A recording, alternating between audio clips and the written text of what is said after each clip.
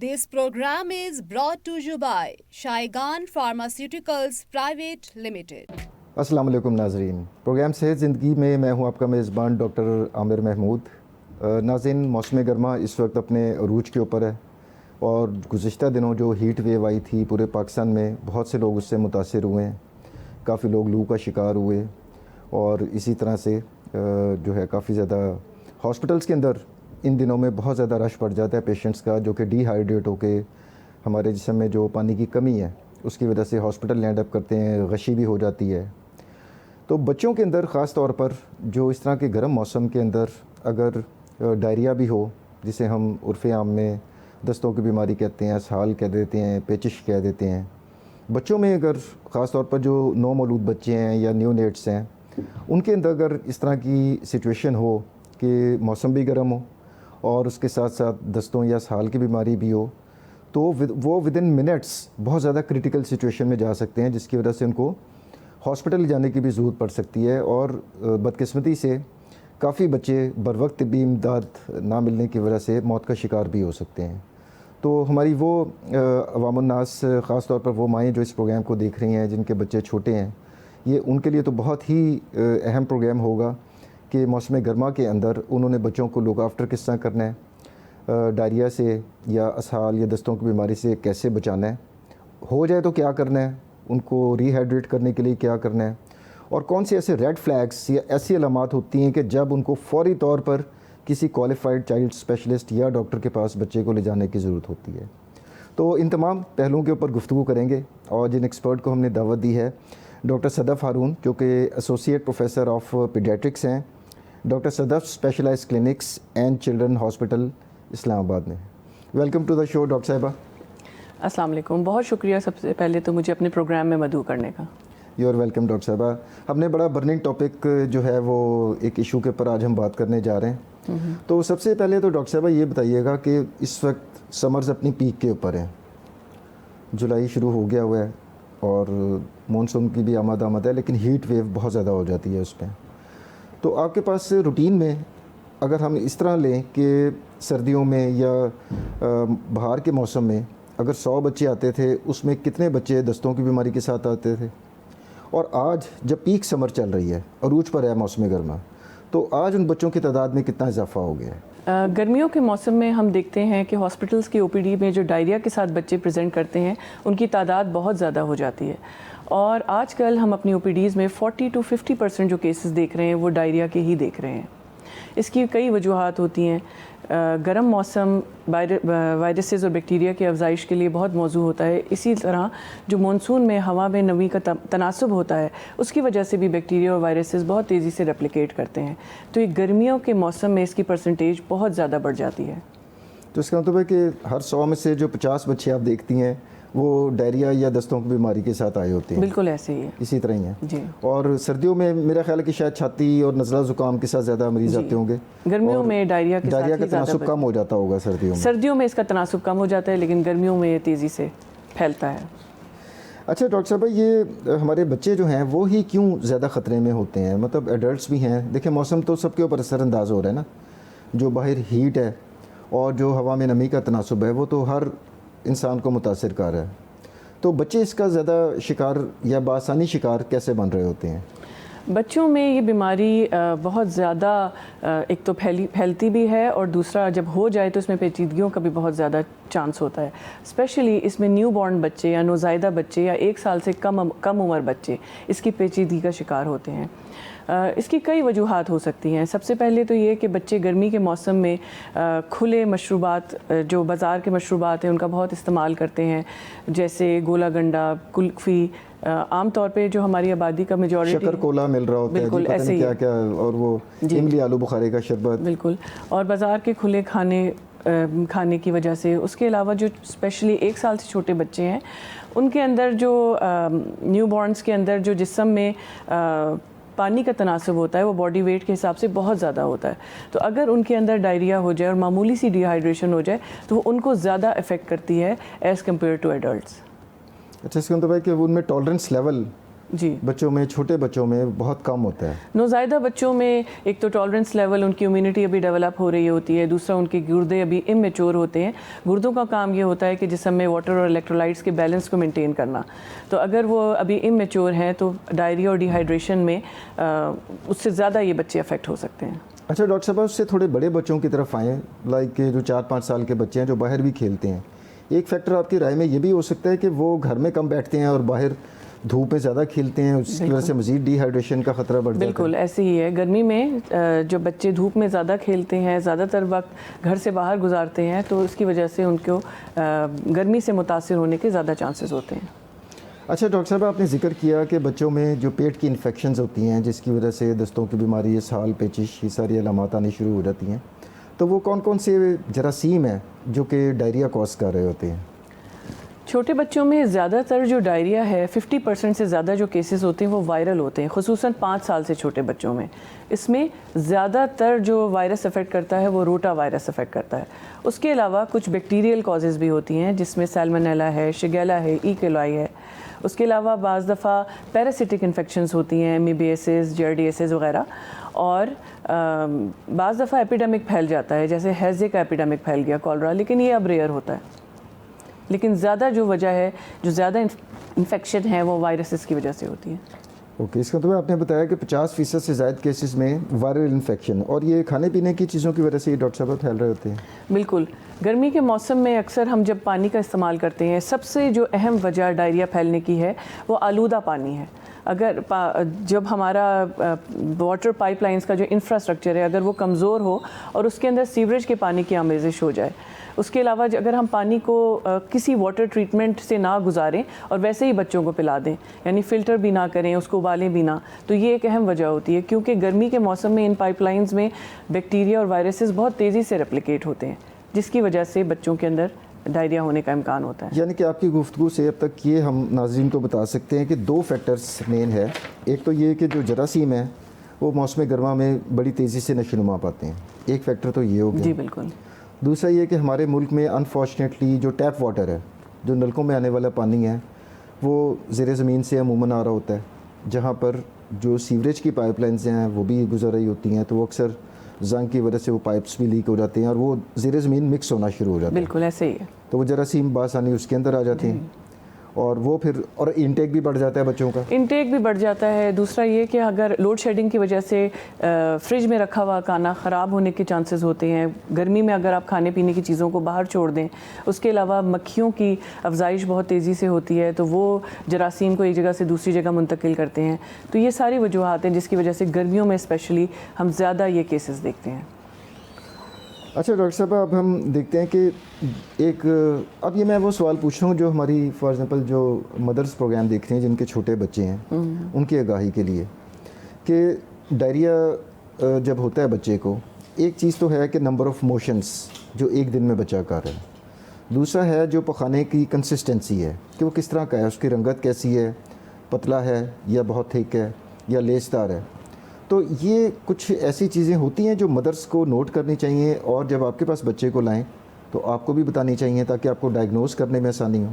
बिल्कुल ऐसे ही है। देखिए, डायरिया की डेफिनेशन ये है कि बच्चा अगर एक दिन में 3 या 3 से ज़्यादा लूज स्टूल्स पास करे। माँ का दूध पीने वाला बच्चा वैसे ही कई दफ़ा स्टूल पास कर रहा होता है। वो नॉर्मल है, बिल्कुल नॉर्मल है, लेकिन अगर माँ महसूस करे कि वो रूटीन से ज़्यादा कर रहा है, यानी उसकी कंसिस्टेंसी भी रूटीन से ज़्यादा दफ़ा कर रहे हैं, पतले हो गए, और बड़े बच्चों में अगर दिन में 3 या 3 से ज़्यादा बार मोशन पास हो तो उसको डायरिया कहते हैं। अगर वो बिल्कुल लूज़ है, वाटरी है, उसके अंदर कोई सॉलिड किसी किस्म का सॉलिड नहीं है, अगर खुदा ना खास्ता उसके अंदर ब्लड आ रहा है, पस आ रही है, या फिर उसके साथ और इलामात हो रही हैं, जैसे बच्चे को शदीद मरोड़ है या लगातार उल्टियाँ लग गई हैं, या फिर बच्चा उतना रिस्पॉन्सिव नहीं है, यानी सुस्त हो गया है, निढाल हो गया है, पेशाब की कमी हो गई है, आँखें आपको अंदर धंसी हुई मालूम होती हैं, किसी भी सूरत में अगर आपको इलामात इस तरफ जाती हुई नज़र आए तो फ़ौरन डॉक्टर को फ़ौरन बच्चे को चाइल्ड स्पेशलिस्ट के पास लेकर आएँ। अच्छा, एक तो हो गया डायरिया, उसके साथ आपने बताया है कि बच्चे को उल्टियाँ भी आ सकती हैं। जी, तो ये तो फिर डबल एज स्वॉर्ड हो जाती है बच्चे के लिए, डबल एक ख़तरनाक सिचुएशन है कि जो वो खा पी रहा है वो पेट में ठहर नहीं रहा और वो पखाने के रास्ते निकलता जा रहा है और जब वो खा रहा है वो उल्टी भी कर रहा है जी। तो उसकी वजह से जिस्म के अंदर जो पानी की कमी है वो तो बड़ी तेज़ी से होती होगी। बहुत तेज़ी से पानी की कमी हो जाती है, ना सिर्फ पानी बल्कि जिस्म से नमकियात भी बहुत तेज़ी से लूज़ होती हैं और लगातार उल्टियों की वजह से ये मुमकिन नहीं रहता कि वो बच्चे को किसी की भी किस्म का ORS पिलाएं। यानी कि जो आप पिला रही है माँ वो तो बच्चा उल्टी कर देता जी है। बिल्कुल, इसका अंदर दवाई मैदे तक जा ही नहीं रही जी, तो वो असर भी नहीं करेगी जी, ऐसे ही है। तो इस तरह की सिचुएशन में मतलब ये रेड फ्लैग्स हो गए, ये रेड फ्लैग्स हैं जिन सब का मैंने अभी जिक्र किया कि आंखें अंदर धसी हों, आंखों का अंदर धंसना, जिल्द की जो म्यूकस मेम्ब्रेन्स हैं यानी होठों का खुश्क होना, पेशाब कम करना, पेट की जो स्किन है उसको अगर आप चुटकी से पिंच करें तो वो स्लोली वापस अपनी जगह पे जाए। उसके अलावा लगातार उल्टियाँ होना, मोशन में खून आना, किसी भी वक्त लगे कि बच्चा सुस्त हो गया है, निढाल हो गया है, खुदा ना खास्ता पेट सूज रहा है या झटके लग रहे हैं, तो ऐसी सूरत में बच्चे को फ़ौरन स्पेशलिस्ट के पास लाना चाहिए। अच्छा डॉक्टर साहब, छोटा बच्चा, बड़े बच्चे तो नहीं रोते, कभी कभार रो भी पड़ते हैं जब ज़्यादा कुटाई हो उनकी तो रोते भी हैं, लेकिन छोटा बच्चा तो बहुत ही ज़्यादा रोता है और आंसुओं के साथ भी रोते हैं। तो आंसू भी पानी है, तो अगर जिस्म में पानी की कमी हुई है तो उसके ऊपर भी कोई फ़र्क पड़ता है कि बच्चा रो रहा है लेकिन आंसू नहीं आ रहे? बिल्कुल ऐसे ही है, जब जिस्म में पानी की कमी होती है तो आंसू भी नहीं आते और होंठ भी खुश्क हो जाते हैं। तो ये तमाम क्रिटिकल सिचुएशन, ये क्रिटिकल साइंस हैं जो माँ बाप को वॉच करने चाहिए। अच्छा, इसमें घर पे डॉक्टर साहब क्या कर सकते हैं पेरेंट्स वगैरह जो है आपके पास लाने से पहले? जी, हमारे पास लाने से पहले सबसे जो बुनियाद है डायरिया में ट्रीटमेंट की वो है निमकोल यानी ORS। घर में ORS बच्चों को देना चाहिए। ये जानना ज़रूरी है कि ORS जो है वो लो ऑस्मोलर होना चाहिए, यानी अब जो WHO रिकमेंड करती है वो ये कि बच्चों को जो ORS दिया जाए उसके अंदर सोडियम और ग्लूकोज की मिकदार कम हो। ये बाज़ार में आसानी से अवेलेबल है और इसको जिस तरह पैकेट में दी गई हिदायत हैं उसी तरह बनाएं और बच्चे को थोड़ा थोड़ा करके चम्मच से या फिर आप थोड़ा थोड़ा करके ORS पिलाना शुरू कर दें। अगर फिर भी आपको लगे कि आप ORS दे रहे हैं उसके बावजूद जो उल्टी या दस्त की मिकदार है वो ज़्यादा है बनिस्बत उसके जो इतना ORS वो बच्चा पी रहा है, तो फिर आप फ़ौरन बच्चे को डॉक्टर के पास लेकर आएँ। लेकिन ORS इसकी ट्रीटमेंट का मेन स्टे है। अच्छा डॉक्टर साहब, एक बड़ी एक मुशाहदे वाली बात मेरे नॉलेज में आई और आप बीइंग एन एक्सपर्ट, आप तो ये रोज़ इस तरह पेरेंट्स को सुनती भी होंगी उनकी बात कि बच्चे को बुखार अगर हुआ है ना तो माएँ मज़ीद लपेट देती हैं उसको कि जनाब इसको ठंड ना लगे। तो बुखार की सूरत में आप ज़रा नाज़रीन को बताइएगा कि नहला देना बेहतर होता है या ठंडी पट्टियाँ करना कितना अहम हो सकता है उस सिचुएशन में? देखिए, बुखार की कुछ डूज़ एंड डोंट्स हैं, यानी कभी भी ऐसा ना करें कि बच्चे को तेज़ बुखार हो और उसे कई कपड़ों में लपेट दें। ऐसी सूरत में बुखार बहुत ज़्यादा तेज़ हो जाता है, हीट जिस्म के अंदर ही ट्रैप हो जाती है और खुदा ना खास्ता बच्चे को झटके लगने की तरह का डर हो जाता है। जब भी बच्चे को बुखार हो आपने कुछ चीज़ों का ख़ास ख्याल रखना है। बच्चे को ज़्यादा से ज़्यादा पानी पिलाएं, ठंडे कमरे में रखें, उसके कपड़े कम कर दें। सर्दियों में अगर बच्चों ने टोपी और जुराबें पहनी उनको उतारें और नॉर्मल पानी से बच्चे की पट्टियाँ करना शुरू कर दें और जो सिंपल पैरासीटामोल की दवाई है वो बच्चे के वेट के तनासुब से उसको फ़ौरन पिलाएं। हमारी ज़्यादातर जो अवाम है वो देही इलाकों में रहते हैं और हमारे नाज़रीन भी जो देही इलाकों में ख़ास तौर पर देख रहे हैं, ORS एट टाइम्स ऐसा होता है कि पूरे गांव के अंदर फार्मेसी बहुत दूर होती है और उसकी जो दस्तयाबी है वो एक चैलेंज बन जाता है। इस तरह की सिचुएशन में मदर्स को क्या करना चाहिए? उसका कोई मुतबादिल मौजूद है हमारे पास कि अगर ORS ना हो तो आप बच्चे की पानी की कमी या डिहाइड्रेशन को ख़त्म करने के लिए सादा पानी से काम चला सकते हैं? जी बिल्कुल, आप ऐसे सही कह रहे हैं कि बहुत ज़्यादा आबादी हमारी देही इलाकों में रहती है। वैसे तो ORS ईज़िली अवेलेबल होता है हर फार्मेसी में और अक्सर जनरल स्टोर्स पर भी अवेलेबल होता है, लेकिन अगर किसी सूरत में ORS आपको मुयस्सर ना हो तो फिर आप घर में आसानी से इसको तैयार कर सकते हैं। हाँ, ये बात जानना ज़रूरी है कि सादा पानी इसका मुतबादिल नहीं होता, क्योंकि डायरिया में जिस्म से ना सिर्फ पानी लूज़ हो रहा होता है बल्कि नमकियात भी लूज़ हो रही होती हैं। तो आप घर में आसानी से ORS तैयार कर सकते हैं। उसके लिए आपके पास साफ़ सुथरा उबला हुआ पानी होना चाहिए, उसके अंदर चीनी डाल दें, थोड़ा सा नमक और थोड़ा सा लीमू निचोड़ लें। इस तरह आप घर में ORS तैयार कर सकते हैं। उसके अलावा कुछ और मशरूबात हैं चावल जब उबालते हैं उसका जो पिच होती है, उसका जो पानी है, राइस वाटर, वो भी डायरिया में बहुत मुफीद होता है। अच्छा, उसमें भी नमकियात जी होते बिल्कुल, हैं? उसके अंदर भी नमकियात होती हैं। इसी तरह बिल्कुल पतली कच्ची लस्सी जो बनाई जाती है वो भी आप बच्चे को चम्मच चम्मच करके दे सकते हैं। और उसमें चीनी भी डाल लें? हाँ, बहुत कम मिकदार में मिकदार में चीनी चीनी ज़रूरी है, क्योंकि चीनी जो है वो ग्लूकोज आंतों की झिल्ली के ज़रिए सोडियम को एब्जॉर्ब करने के लिए बहुत इंपॉर्टेंट होती है। लेकिन याद रखिए कि चीनी जो है वो 1 चम्मच, यानी अगर आपने एक जग बनाया उसमें 1 से 2 चम्मच तक चीनी हो। बहुत ज़्यादा अगर चीनी देंगे तो डायरिया रुकने के बजाय मज़ीद बढ़ जाएगा। अच्छा, चीनी बहुत कम मिकदार में रखें? कम मिकदार में चीनी रखनी है। अगर आपने मशरूबात देना शुरू कर दिए, बाज़ार के जूसेस देना शुरू कर दिए, तो डायरिया बजाय कम होने के ज़्यादा होता चला जाएगा। अच्छा डॉक्टर साहब, आपने घर पे इसका जो मुतबादिल बताया कि आप उबले हुए पानी में, तो पानी उबाल कर उसको नॉर्मल टेम्परेचर पर लें, तब उसमें नमक, नींबू और चीनी ऐड करें, या सारी चीज़ों को इकट्ठा डाल के तब उबाल लें? जब पानी को आप उबाल रहे हैं तो उसके अंदर चीनी डाल दें और चुटकी नमक साथ ही डाल दें? साथ ही डाल दें। जब वो पक के तैयार हो जाए तो उसे ठंडा कर लें और उसके अंदर थोड़ा सा नींबू निचोड़ लें। वो फिर आप चम्मच चम्मच करके बच्चे को पिलाते रहें। तो ये तो बड़ा सस्ता टोटका है, अगर ORS मौजूद ना हो। वैसे तो ORS भी बहुत सस्ता है, इतना महंगा तो नहीं होता, कुछ रुपयों में आ जाता है जी। लेकिन अगर ना हो, इमरजेंसी हो, फॉर एग्जाम्पल रात बहुत लेट हो गई हुई है, आप बाहर भी नहीं जा सकते, शॉप्स बंद हैं, तो उस सूरत में आप ये घर पे कर सकते हैं। बिल्कुल ऐसे ही। अच्छा डॉक्टर साहब, अब हम आते हैं इसकी तरफ। बुखार का तो आपने बता दिया कि एक क्लियर ये है कि जिस्म पहले ही हीट अप हुआ है, तो माएँ जो हैं वो उसको कवर ना करें बल्कि कपड़े उतार दें।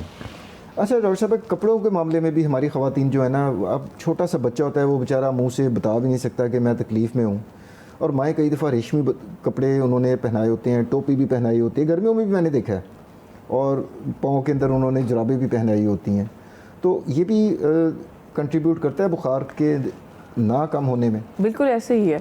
देखिए, गर्मियों या सर्दियों के मौसम में, स्पेशली गर्मियों के मौसम में, बहुत नुज़ायदा अगर छोटा बच्चा है तो आपने जितने कपड़े पहने उससे एक लेयर ज़्यादा बच्चे को पहना दें। लेकिन आपको इस बात का ख्याल रखना है कि आप बच्चे को किसी भी वक्त ओवर रैप ना करें। कोशिश करें कि बच्चे को कॉटन या ऐसा ब्रीदेबल मटेरियल पहनाएं जिसमें से हवा पास हो जाए। और गर्मियों में आप बच्चे को कॉटन की टोपी और हल्के मोज़े पहनाएं। लेकिन अगर आपने गर्मियों में भी बदस्तूर बच्चों को नायलॉन के कपड़े, रेशमी कपड़े पहनाए और एक कंबल में लपेटा, तो उसकी फिर बॉडी टेम्परेचर जो है वो बहुत हाई हो जाता है। अच्छा डॉक्टर साहब, जो बच्चे का डायपर चेंज करना होता है, अगर बच्चा बिल्कुल नॉर्मल है तो माओं को पता होता है कि मैंने कब चेंज करना है, उनके जहन में एक मैथमेटिक्स उन्होंने कैलकुलेशन की होती हैं। लेकिन जब डायरिया हो तो ज़्यादा बच्चे ने मोशन कर दिए हैं ज़रूरत से ज़्यादा, तो वो ज़्यादा गंदा हो जाएगा।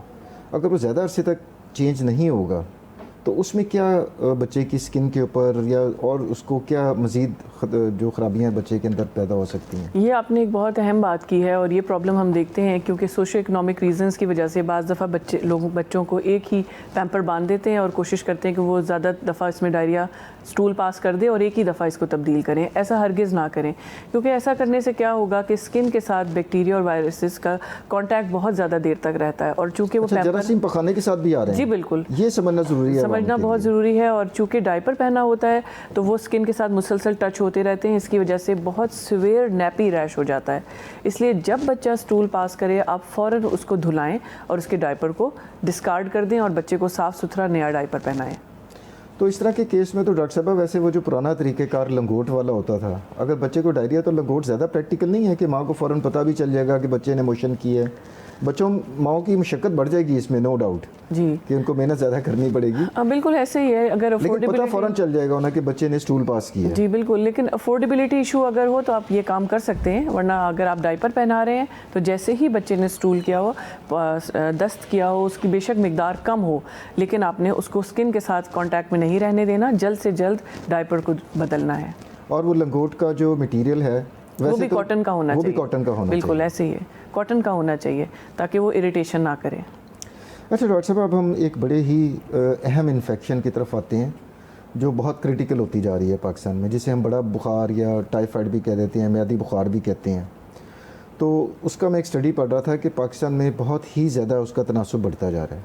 तो नाज़रीन को ये भी बताइएगा कि टाइफाइड क्या होता है और इसको हम बड़ा या म्यादी बुखार क्यों कहते हैं?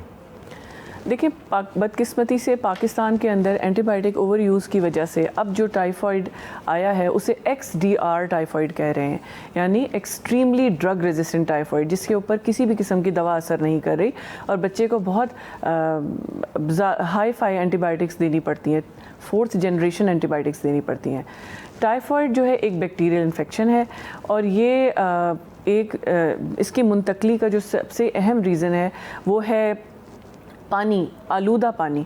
यानी हम लोग अगर पानी जो इस्तेमाल कर रहे हैं, जैसे मैंने पहले जिक्र किया था कि खुली नालियां हैं, सीवरेज का पानी पीने के पानी के साथ मिक्स हो रहा है, पाइपलाइन का इंफ्रास्ट्रक्चर जो है वो कमज़ोर है, तो उस पानी को इस्तेमाल करने से टाइफॉइड फैलता है। इसी तरह जब आप बाथरूम इस्तेमाल करें तो पखाने के ज़र्रात अगर खुदा न खास्ता खाने में मिक्स हो जाएं, इसके ज़रिए ये फैलता है। उसके लिए क्या करना ज़रूरी है कि एक तो पानी को अच्छी तरह उबाल के मलमल के कपड़े से छान के या फिर प्रॉपर फ़िल्टर करके या मिनरल वाटर का इस्तेमाल करें, या फिर और जब बाथरूम का इस्तेमाल हो तो अच्छी तरह हाथों को साबुन से धोएं। खाना खाने से पहले साबुन से अच्छी तरह हाथों को धोएं, नाखून को काट के रखें। उसके अलावा टाइफॉइड की वैक्सीन अब आ गई है तो वैक्सीन का इस्तेमाल किया जाए। इस तरह आप टाइफॉइड को रोक सकते हैं। टाइफॉइड की अलामात में उल्टी, मोशन और ऐसा बुखार जो ना उतर रहा हो, कमज़ोरी, भूख का ना लगना, ये अलामात होती हैं।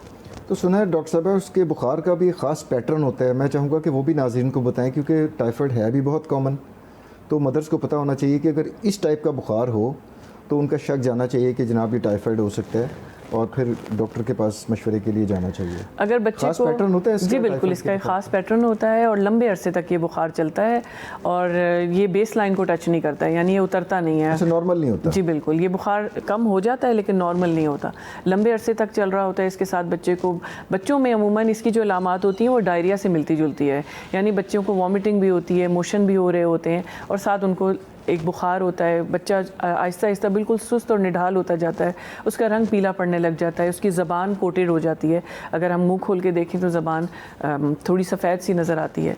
तो ऐसी सूरत में इम्कान होता है कि शायद ये टाइफॉइड है। तो इसका जो तशख़ीस है वो एक ब्लड टेस्ट के ज़रिए होती है, यानी कि कोई भी एंटीबायोटिक देने से पहले बच्चे का ब्लड लेके उसको कल्चर के लिए भेज दिया जाए, तो उसके अंदर बैक्टीरिया की रेप्लिकेशन होती है और हमें पता चल जाता है कि ये टाइफॉइड का इन्फेक्शन है।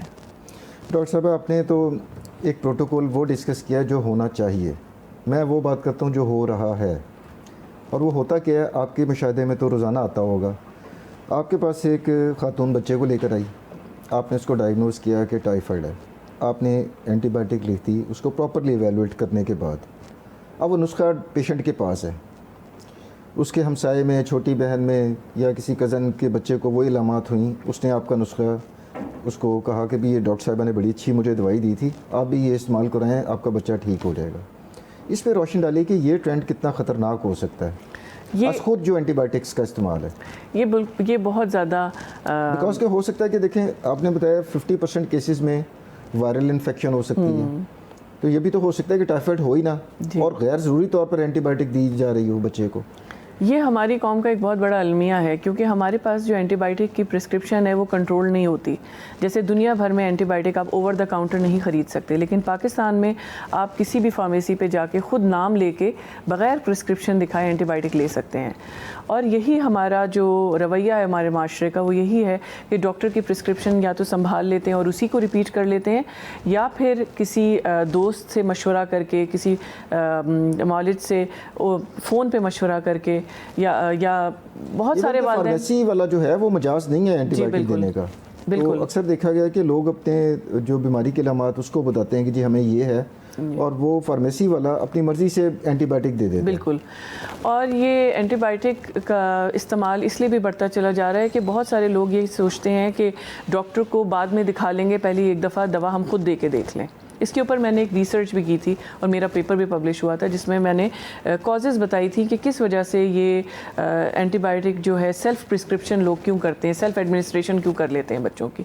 इसकी अहम वजूहत यही निकली थी कि लोगों के लिए एक्सेसिबल है बहुत ज़्यादा एंटीबायोटिक, उनको ज़रूरत ही नहीं है कि डॉक्टर से जाके लिखवाएं, और जब वो एक दो दफ़ा एंटीबायोटिक दे देते हैं, फ़ेल हो जाते हैं। ख़ुसूसन मेरे पास तो जो बच्चे वो लेकर आते हैं, वो उस वक्त लेकर आते हैं जब वो बिल्कुल ही कहीं हर तरह से मायूस हो जाते हैं, ठीक नहीं हो रहे होते, तो कहते हैं डॉक्टर साहब अब आप कुछ करें। अच्छा, एंटीबायोटिक की सिलेक्शन में भी क्या डॉक्टर, आप भी डॉक्टर हैं, मैं भी डॉक्टर हूँ, हमें आइडिया है कि एंटीबायोटिक जब हम देते हैं तो हम बच्चे का वज़न की मुनासबत से हम उसकी डोज़ लिखते हैं और एक ख़ास मुद्दत के लिए हम 3 दिन 4 दिन 5 दिन उसकी कंडीशन देखते हुए हम लिख कर देते हैं कि इतने दिन आपने करनी है।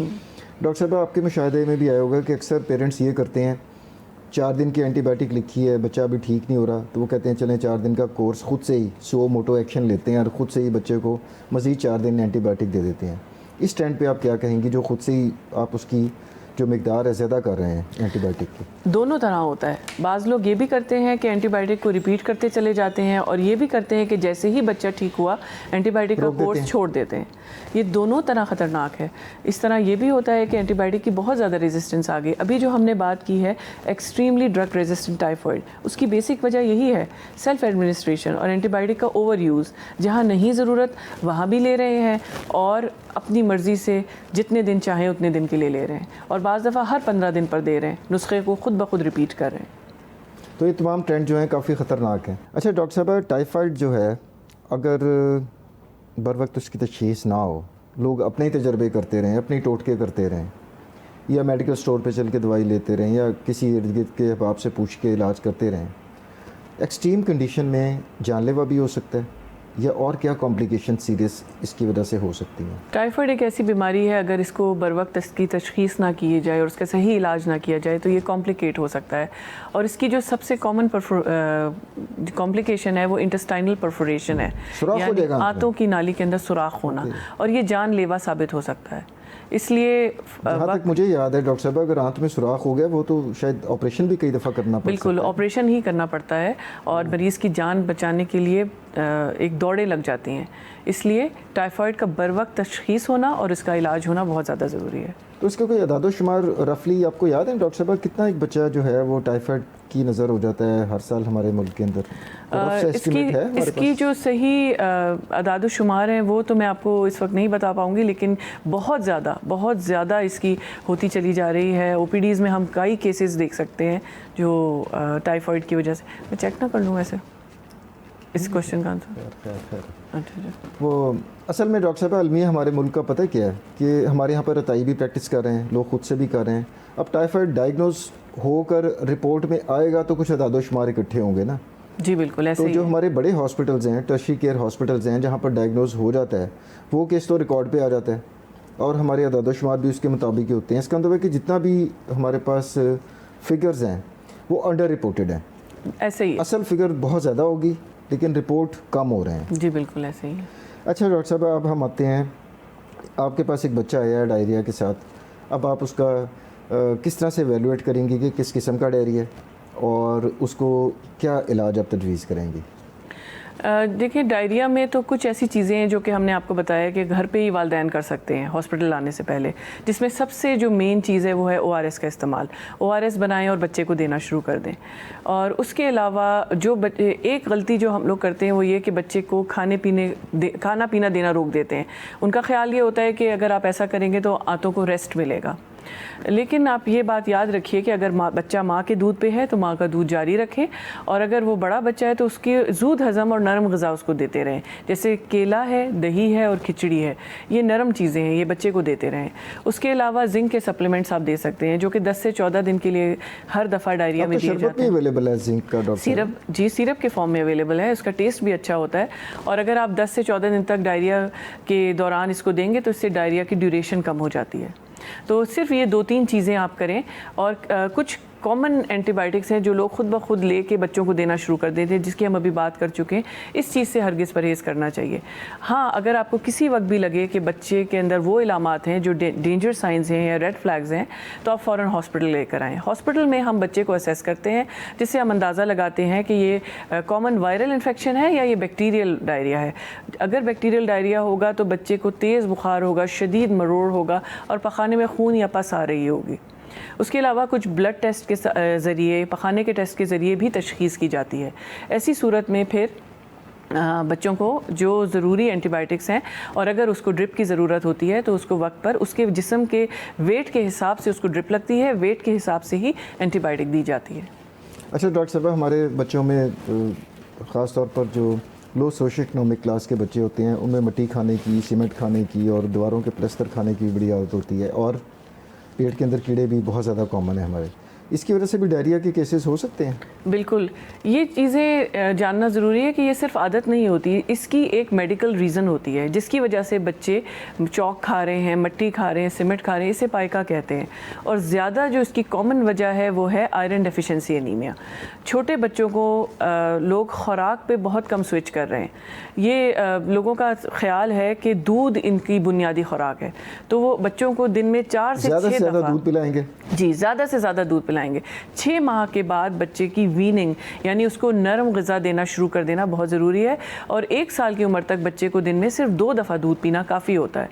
और अगर वो ना पिए तो आप कैल्शियम की रिक्वायरमेंट दही से, मक्खन से, अंडे से पूरी कर सकते हैं, विटामिन डी और कैल्शियम की रिक्वायरमेंट। लेकिन जो हम ये गलती करते हैं कि बच्चे को सिर्फ दूध पिलाते जाते हैं, 80 से 90% पानी से उसका पेट भर रहे हैं। ऐसी सूरत में बच्चे को आयरन डेफिशिएंसी हो जाती है। आयरन डेफिशिएंसी की वजह से बच्चा मट्टी खाता है, चूना खाता है, सीमेंट खाता है, कागज़ खाता है। अच्छा, इसका मतलब है कि इसकी टेक्निकल रीज़न है कि ऐसा नहीं है कि बच्चे को शौक या चस्का लग गया उसका? बिल्कुल, ये एक मेडिकल रीज़न है। और बच्चे के अंदर एक सख्त अर्ज होती है, वो कहीं पे भी बैठा है, आप जितना भी रोकें, ये बच्चा शरारतन नहीं कर रहा होता, ये किसी मेडिकल रीज़न की वजह से होता है। क्रेविंग हो रही है उसको क्रेविंग होती है जी। ओके, इसका मतलब है कि बच्चे को 6 माह के बाद थोड़ी सी नरम ग़िज़ा और 1 साल के ऊपर दूध कम कर देना चाहिए जी। और बैलेंस डाइट दें उसको। बिल्कुल, बैलेंस डाइट दें जिसमें हम पेरेंट्स को गाइड करते हैं कि किस तरह उनके लिए ज़ूद हज़म और नरम ग़िज़ाएँ बनाई जाएं। वो बच्चा जो है खीर बनाते हैं, सूजी की खीर बनाते हैं, दलिया बनाते हैं, इस तरह फिर आहिस्ता आहिस्ता पहले मीठी चीज़ें और फिर आहिस्ता आहिस्ता नमकीन चीज़ों की तरफ बच्चे को लाया जाता है। अच्छा डॉक्टर साहब, हमारे माशरे के अंदर नानियाँ दादियाँ भी, उनके भी अपने फ़लसफ़े होते हैं, आपको पता है। वो एक ख़ास तौर पर वो ख़वातीन जो फ़र्स्ट टाइम माँ बनी होती हैं, उनको बड़ा गाइडेंस दे रही होती हैं।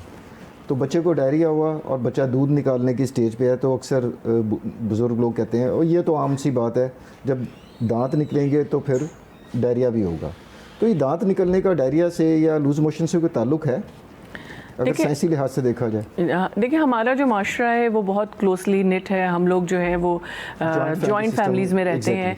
और ये बात जानना ज़रूरी है कि हर दफ़ा जो बुज़ुर्ग कहते हैं ज़ाहिर है अपने तजुर्बे से कह रहे होते हैं, लेकिन इसकी साइंसी वजह अब जानना बहुत ज़्यादा ज़रूरी है, क्योंकि अब साइंस ने बहुत ज़्यादा तरक्की कर ली है। दाँत निकलना बज़ाते ख़ुद डायरिया का सबब नहीं होता, लेकिन उसकी वजह से कुछ ऐसी कंडीशंस हो जाती हैं, जैसे जब बच्चे के दाँत निकल रहे होते हैं तो बहुत लुआब आता है, बहुत ज़्यादा सिक्रीशंस होती हैं, वो एक इन्फेक्शन का बायस होती हैं। उसके अलावा मसूड़ों में जब खारिश होती है तो बच्चा कोशिश करता है कि खिलौने या फिर जो भी चीज़ सामने पड़ी उठा के मुंह में डाल ले। अगर वो जी बिल्कुल, अगर उसके ऊपर जरासीम हो तो बच्चे को डायरिया होता है। ऐसी सूरत में आप कोशिश ये करें कि बच्चे के लिए नरम जो टीदर्स होते हैं बाज़ार में मिल जाते हैं, उन्हें साफ़ सुथरा धो कर डब्बे के अंदर रखें। और जब बच्चे को ख़ारिश आप उसको वही टीदर्स दें, उन्हें धो के प्रॉपर्ली स्टरलाइज़ करके रखें और कोशिश करें कि बच्चा इर्द गिर्द से चीज़ें उठा के मुंह में ना डालें। अच्छा डॉक्टर साहब, ये जो बच्चे को माएँ दूध देती हैं, तो फीडर को तो खैर पूरी दुनिया में डिस्करेज किया जा रहा है कि मदर फीड सबसे बेस्ट है। उसके बाद एक स्टेज आती है ना जब बच्चा फीडिंग से, मदर फीड से दूसरा दूध लेना शुरू करता है, तो वो जो ग्लास होता है वो किस मटेरियल का होना चाहिए? प्लास्टिक का होना चाहिए, स्टील हो या ग्लास हो? क्या मटेरियल आप सजेस्ट करती हैं?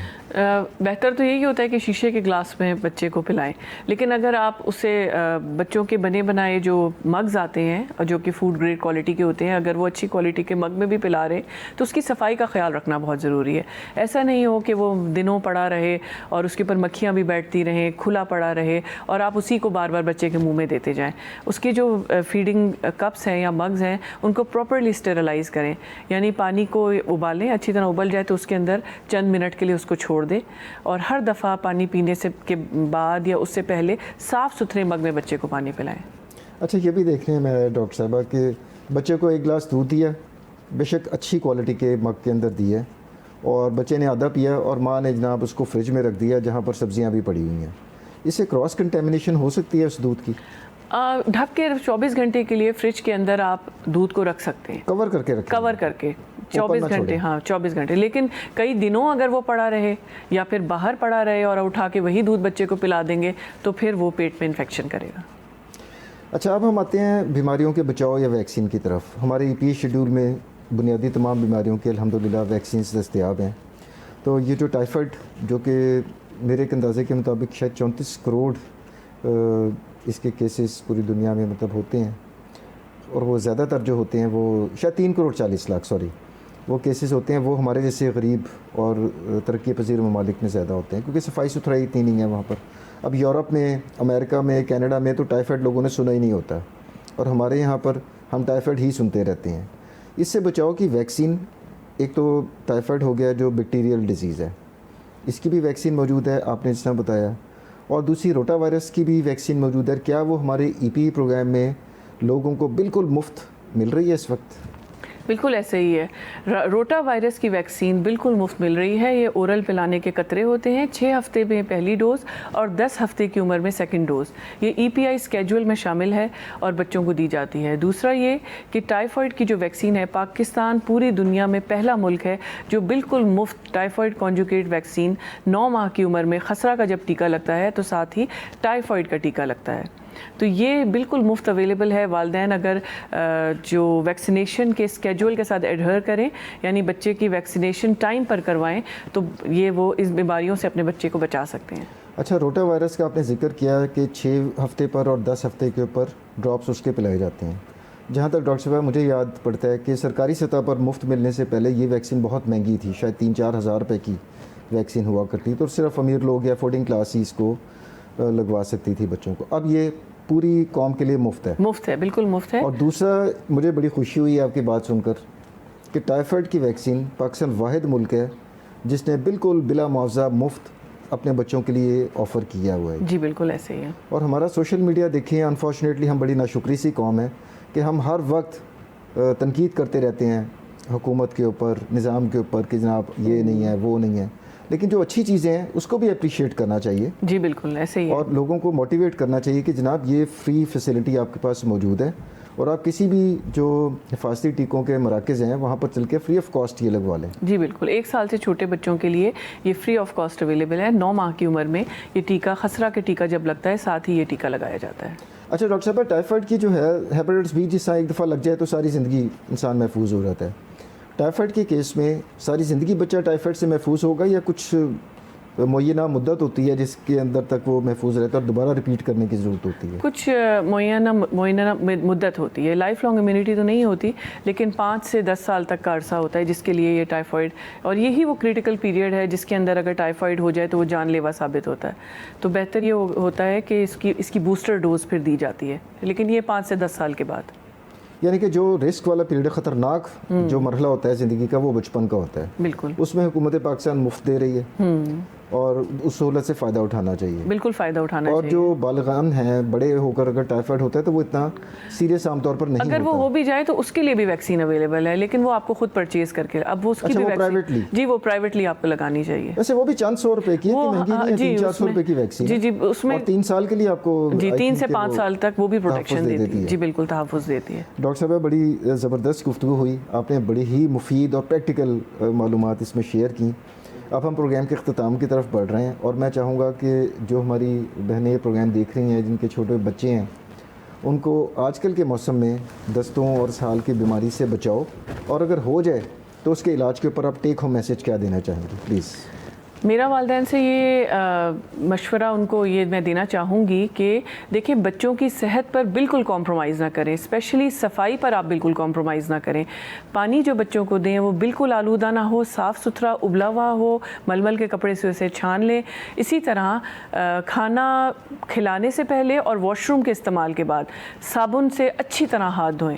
अगर बच्चे को डायरिया हो गया है और आपको लगता है कि वो सुस्त हो रहा है, निढाल हो रहा है, आँखें अंदर को धंस रही हैं, पेशाब कम कर रहा है और पखाने में खून आ रहे हैं, तो फिर आप बिल्कुल वक्त ज़ाया ना करें और फ़ौरन डॉक्टर की तरफ लेकर जाएं। अपने बच्चे की सेहत का ख्याल रखिए। आखिर में नाज़रीन, मैं डॉक्टर सदफ़ हारून का बहुत मशहूर हूँ कि डॉक्टर साहबा ने आज के इस बर्निंग इशू के ऊपर जो बच्चों की सेहत से मुतल्लिक है, उसके ऊपर इतनी मुफीद मालूमात इतने सादा फ़हम अंदाज में आपके साथ शेयर की। अगले प्रोग्राम तक के लिए डॉक्टर आमिर को इजाज़त दीजिए। अल्लाह हाफ़िज़। This program was brought to you by Shaigan Pharmaceuticals Private Limited.